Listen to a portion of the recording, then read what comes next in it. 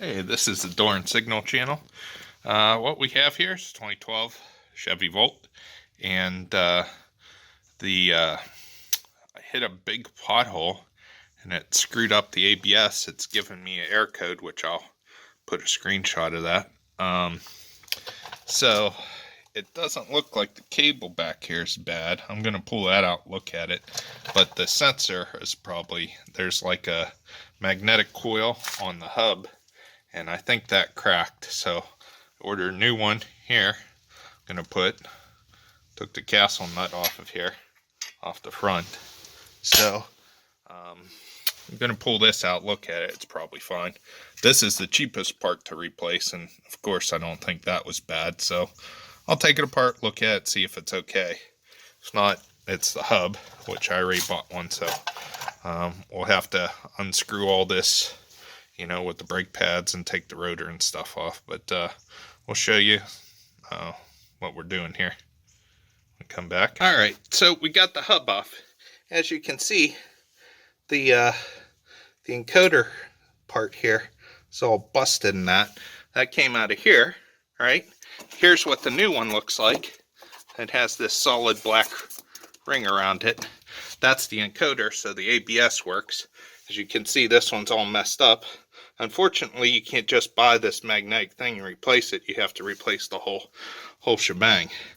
To take these 3 bolts out that hold the hub, you're going to need, they're these bolts. You're going to need a 19mm socket for these.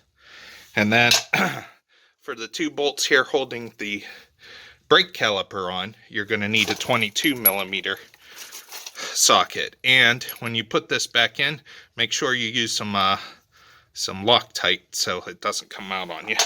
But basically it's all apart. You can see this was definitely bad. There was no fixing it.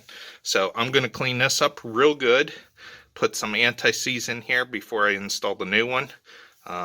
Here's another washer that goes with it. If you got time, go to GM dealership, get a new one of these. Unfortunately, I didn't do that, but I'm going to clean this up real good. Here's the sensor. You want to take that out too. That is a 10mm, and it goes in this little hole here, and that's how it reads this ring here. And you can see it was actually bad here, but that's a 10mm. You want to take that one out first. Take these 2 bolts out that are 21mm, and then work on these 3 that are 19. This will probably be pretty stubborn to get out, so just, you know, wail on the edge on it with a hammer till it comes. It will be difficult to pull out probably, because you can see how much rust is in here, just from the winters and the salt and stuff on the road. But I'm going to clean this up real good and then put the new one in. Thanks for watching. Well, I'll show a video of once this is all back together. I mean, pretty much you just line it up, make sure the tangs here line up with the new one, and it's bing bam boom. And then when you put the castle nut on here, it should be torqued to I believe it's 125 foot-pounds. I could be wrong about that. You can look it up on the internet. Don't take my word for it, but it'll be pretty solid. These ones I believe are 75 foot-pounds to torque those on.